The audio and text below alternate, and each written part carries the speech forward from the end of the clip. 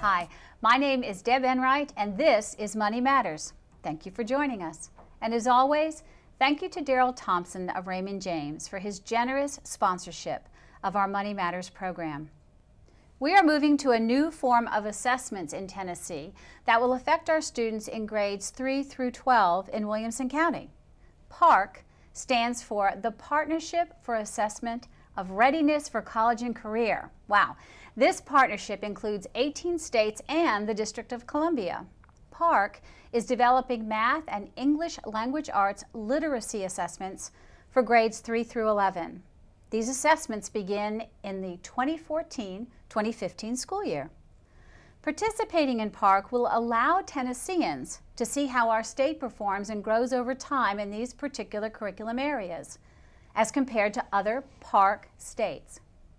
A test is a test, but how our Williamson County school students will take it requires a simple but expensive expansion in our use of laptops to capture the learning of our kids and the instruction of our teachers. You need to know about this as a community because the children and the teachers need our help in making this transition as seamless as possible. We talked with Denise Goodwin, Assistant Superintendent of our Elementary Division, and travel to Fairview Elementary to hear from Principal Joan Tidwell about the importance of preparing for PARC. Then, joined in the studio, we visit with one of our WCS ambassadors, Haden McWhorter of W Squared. He has created a program all of us can participate in to have a direct effect on our kids in the classroom. So, stay with us as we visit with Haden to learn about his program and how easy it is for all of us in our Williamson County community to get involved. We'll be right back.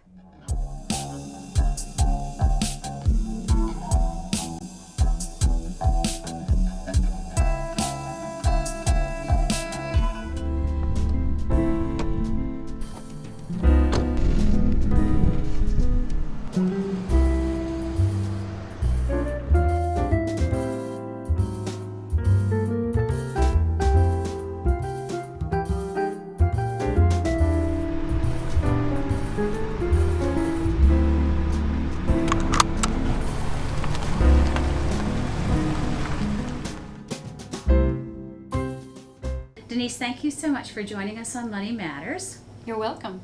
We have a couple conversations for the show, and we're going to start off with you to learn a bit about what PARC is, but also to understand the essential element that I guess PARC introduces, which is capturing a child's knowledge on the computer, if you will.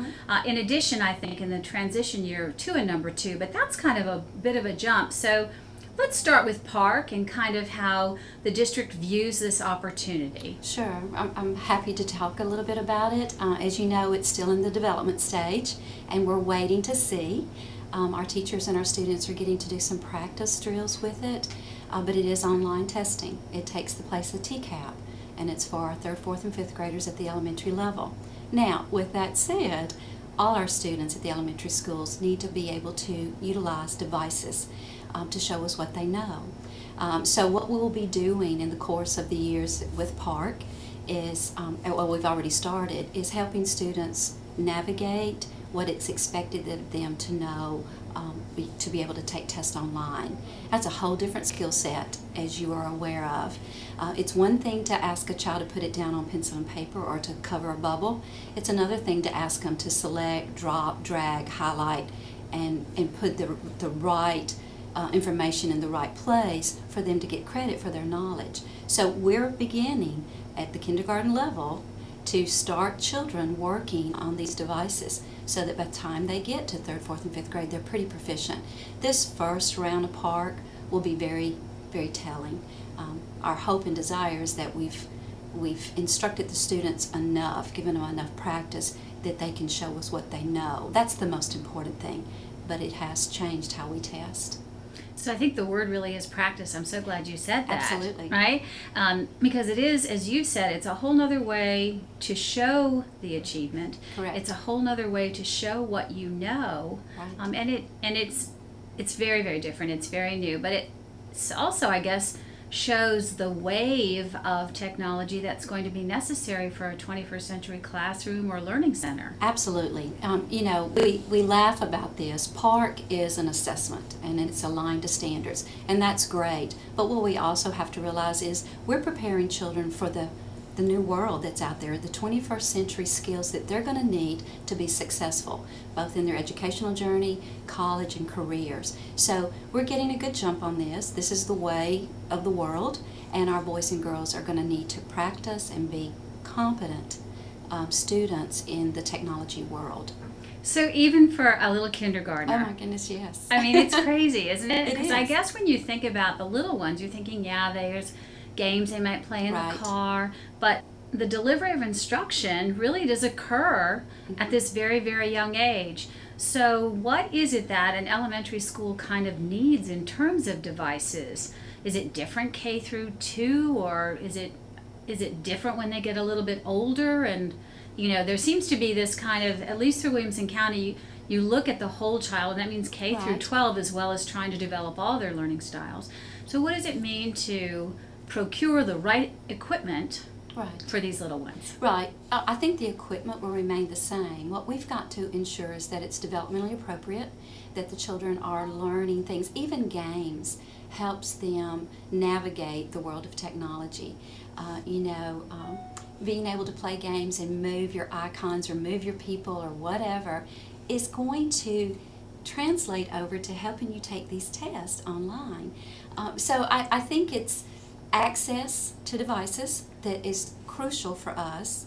It's crucial for everybody in the state of Tennessee, but as Williamson County, we have this expectation that all our children need to have all the same devices and tools available in their building, and it's finding the opportunity for them to practice the skill sets that they're needed. So instruction is now about doing things with technology. Ultimately, they'll take assessments. That's one part of the world of getting them ready in the 21st century. But that's kind of what's motivating us now, is getting ready for PARC.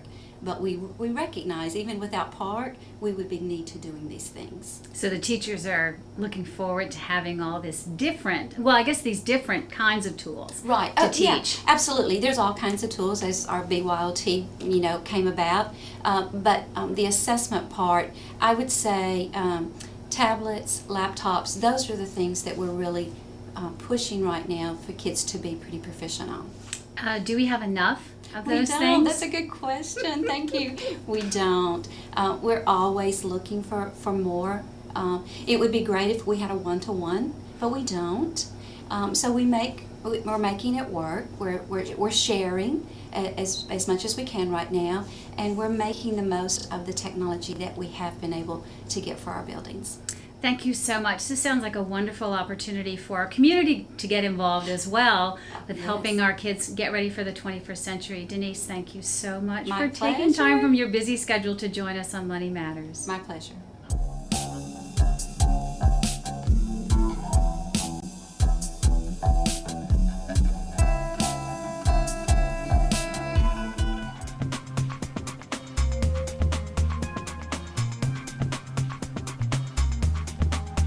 What is Crime Stoppers here in Williamson County?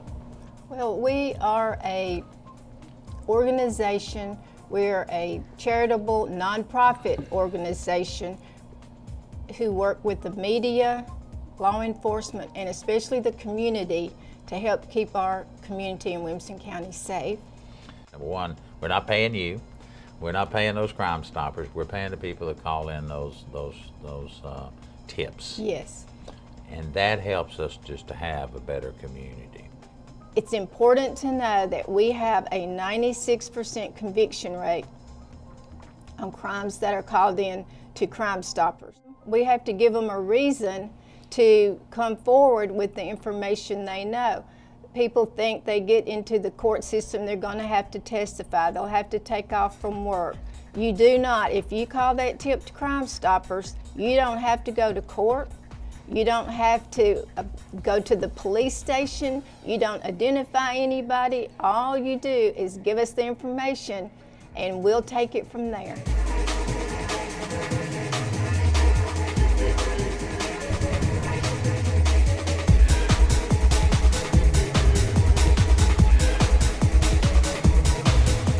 Talk to us about the importance of making sure that your kids, even at this early level and age, have the ability to use the technology devices, because I guess those school supplies have changed a bit, the technology devices to be successful, not just for Park, but as a kid who's moving into the 21st century classroom.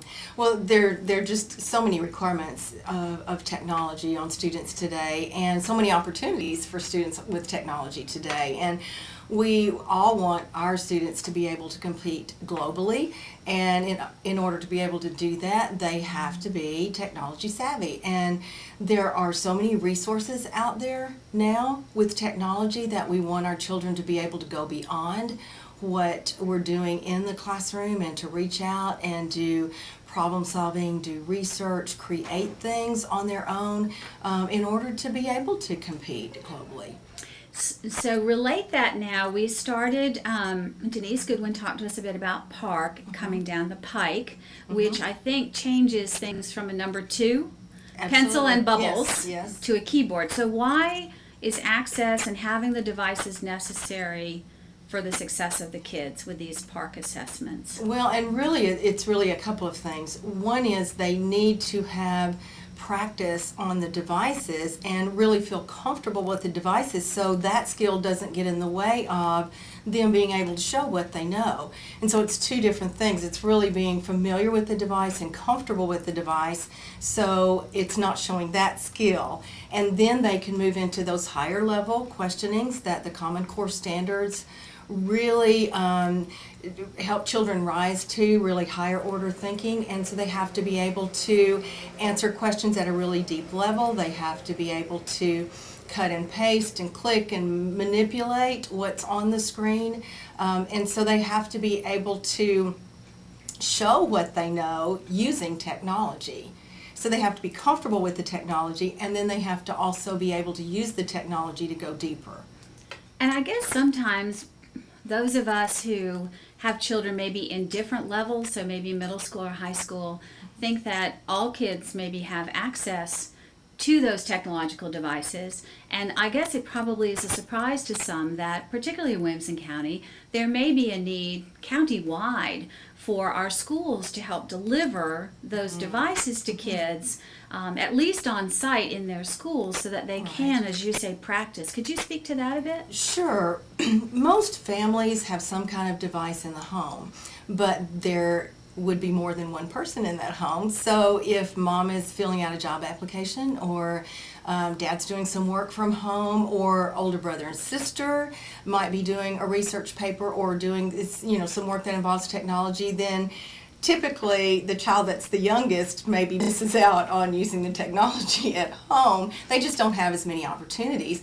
And so we want to be sure that we have all kinds of opportunities for them to embed technology into their schoolwork every single day.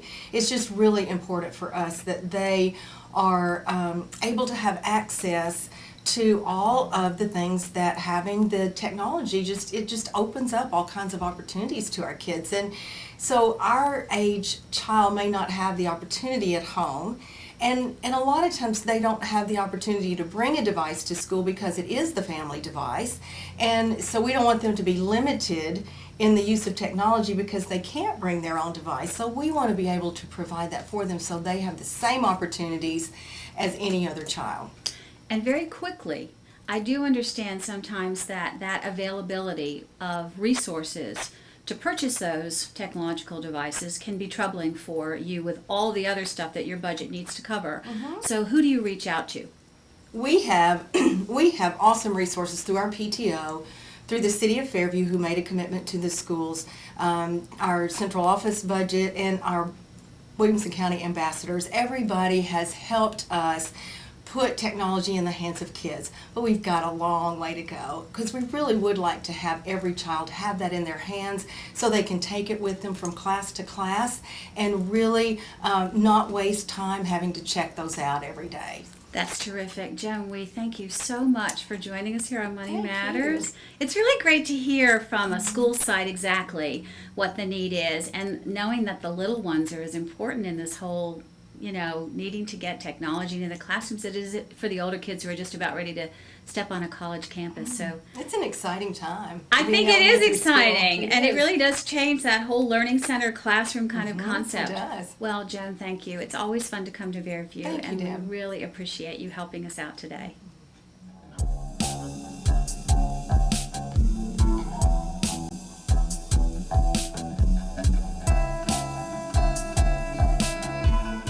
Where can I find out about the Venus flytrap? Where can I research information on my business competitors? What is the safety record on the car I want? Where can I research careers? Where? I'm all shook up. The Tennessee Electronic Library. That's where. And it's free to everyone in our state. Now go to your public library and find out how you can log on and get your password to a world of information just for living in our state. Or you can probably even figure out the password just by listening to my voice. I'm all shook up. Welcome back to Money Matters. Haden McWhorter is passionate about his community. He serves as Executive Vice President and Chief Information Officer of W Squared, a business process partner.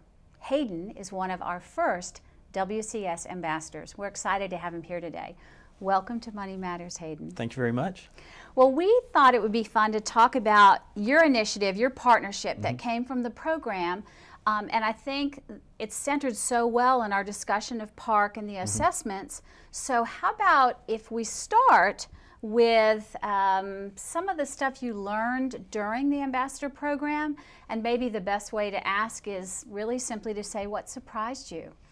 What surprised me? Okay, let me think about that. There are several things that surprised me, so I can't give you one. I've thought about this, but there was so much information given, so many things I didn't know about that I really, it took me a while to digest it. But here's some things that I thought were really interesting. First of all, my family and I live in the Ravenwood area, in that area for zoning. And I found out there's more than just Ravenwood out there as a school system, which was amazing to me. I'd heard of Brentwood, but didn't realize that there were so many other schools in the area, elementary, middle, and the high schools. So that was one, just that we are much bigger than Brentwood and Ravenwood. I think the second was that when we went over the financing, I don't want to say how little, but I want to say what the bang for the buck that we get for the students and what we invest in Brentwood. I was really surprised at the dollar amount. I think it was about $8,200 per child. Right. I was surprised at what other school districts are doing in Davidson County and even the Franklin Special School District. So that was an eye-opener for me. And then I think the third was technology, and the fact that when we went school to school, no matter what problems they were having, technology was always, can you help us with technology first? And being a chief information officer, that's something that's near and dear to my heart. So yeah, I can't say one. Those things were the big ones. And then, I'm gonna have to slide another one in on you, Deb. I think that if I go back to number one, that there's more than Brentwood and Ravenwood, it's the fact though that all the schools in the district hold themselves just like every one other one. So, Ravenwood and Brentwood and Fairview and all these schools, the educators are making sure that all the students are held at the same bar. They're not looking at other factors. They're just saying this is what we're going to do for Williamson County, and that's why people move here. Well, I really appreciate that. I think that what was interesting for Carol and I in the whole program was watching how you folks kind of digested the information and then what you decided to do with it. So you're a chief information officer. You hear about the use of technology and how vital it is in the classroom. You also hear that, there seems to be some gaps in terms of the supply of that particular equipment. And you also learned about this park assessment, which is driven, as we've learned, is driven by the use of the computer. That's right. Versus a number 2 pencil and correct. a bubble. Right. Which really changes the game. It does. Because kids practice with pencils.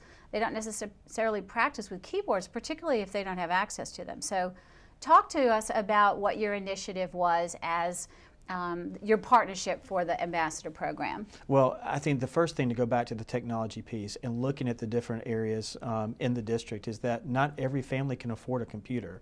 And again, I think for my girls that would be, are you serious? Not everybody can afford a computer, but not everybody could. There were families that are struggling with life decisions, much more than do I have internet access and do I have computer access. And to your point, we're moving from a pencil, which every family can afford a pencil, but not every family can afford a computer. So we have children coming in, kindergartners, first grade, I'm guessing maybe middle school, that really don't have a lot of computer skills. So that was one thing that we looked at. I wanted to see how we could impact technology the most. Now, Dr. Looney has a program that's going on that he's working with seniors. I thought that was a great program and something I really liked. But I was like, how do we keep the technology in the schools from here on out? How do we make sure the technology doesn't leave? This year in the budgeting cycle, Dr. Looney put, for all the elementary schools, they each received 24 laptops and a cow, or a computer on wheels, that charges the laptops, it stores the laptops, and allows them to be mobile. So that is where we are today. And what I wanted to do is step it up and say, well, if those cows will hold 30 laptops, what would it take to get 6 more laptops in those cows and feed those cows and have each of the schools have a fully functional cow? So those cows, which I love, the cart on wheels, that's where they house them, they recharge them, but the other part of it is it's portable. It's portable. So in a hallway of a school building, in an elementary school building, if there are multiple classrooms, they can be shared. Right. And 30 is about the average size you need for classes, and it allows for every child to have a computer, or more specifically a keyboard in hand. That's right. To prepare them not only for the learning that's going on, but the practicing for any kind of assessments that go on, which is the point of the program to support the park initiative. That's correct. So walk me through how somebody gets involved with feeding a cow. Well, I mean, I think first of all, you know, from our program, we wanted everyone to donate. I mean, this is a money thing and an access thing. So how we get people involved first is through money. We estimate it's going to take us about $65,000 to feed all the cows. That's about 24 to 25 cows that we need to feed to get those laptops in. So that's the big thing, you know, donations. We really don't need donations of the technology. We need donation of the funds so we can get the right technology for support purposes and other things like that. The next piece is Invest Now. If you go to the Williamson County website, you can see there's an Invest Now that allows you to fund directly to either a general fund or to specific programs, and ours is a specific program. So our goal is to feed all the cows and have a pasture of cows walking around and That's fantastic. Have everyone happy. So. I think the visual is also perfect for elementary school. I love it. Yeah, so the program, the Invest Now program, which I think most folks know about, is on wcs.edu, and I think in a moment we'll go ahead and walk through for folks exactly how they can donate directly to Feed the Cow through that particular tool, and also we can accept checks through the central office. They can send those to me and just mark it Feed the Cow. Can you tell us a couple of the organizations, though, who have already supported you with Feed the Cow? Sure. Well, the Ambassador Program, so our inaugural class came through and funded one of the cows, and then Williamson County Medical Center came through and funded another cow for us. So we're very fortunate that people stepped up right away. The class I was with saw that as something they could immediately jump in and have an effect on, so we're really excited. Well, and I think also that huge umbrella organization called the Williamson County Chamber of Commerce came through and fed too. So we have 4. We can't now. forget those guys, that's right. That's true. Right. That's right. Let's remember them. That's right. We have, particularly since 2 of them were in the class. That's right. But, so we have 4 now and only 20 more. And I think what I understood from everyone and when you've had these discussions is, oh my gosh, how easy. And 6 more helps an entire classroom, and then hundreds of children, because it stays in the schools and can help everyone from kindergarten through 5th grade, which is a really neat opportunity to really make a difference as somebody part of the community. Okay, well, why don't we stop right here, and then we'll take a moment, just kind of walk through Invest Now and how folks can direct their funds to Feed the Cow. Okay. So we'll be back in just a moment. We're going to walk through Invest Now so we can see it from the website down to the giving itself, and then come back and finish up with Haden. What we want to do first is get on to www.wcs.edu. Once you're on that, you'll see our beautiful home page. Up kind of in the right, maybe a third down, you'll see a red button that has the words Invest Now. Click on that. Once you click on that, the next screen will show Support Our Schools, and it will have a district page. You'll see various items you can contribute to, and one will say Technology. That's your button.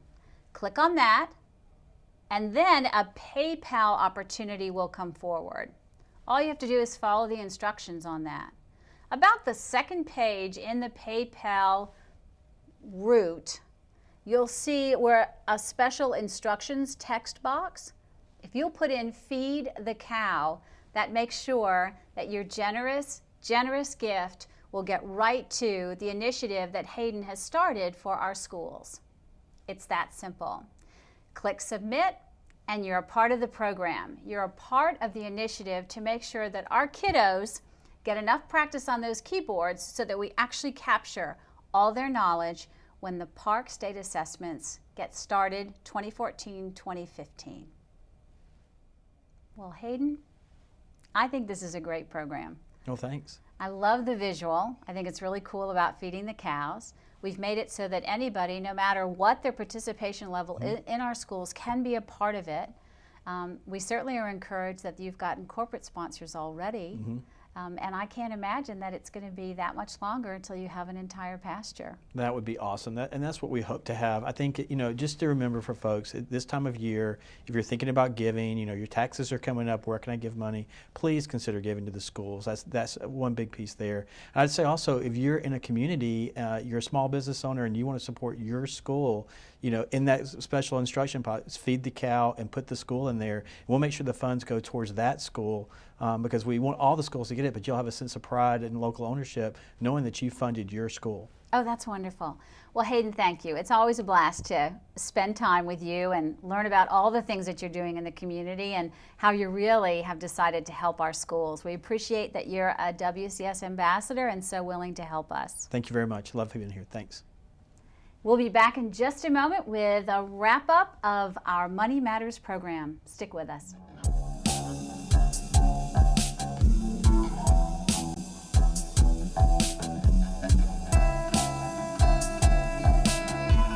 Preparing our students to be and feel successful as they begin to take nationwide standardized tests requires all of us to help our Williamson County schools.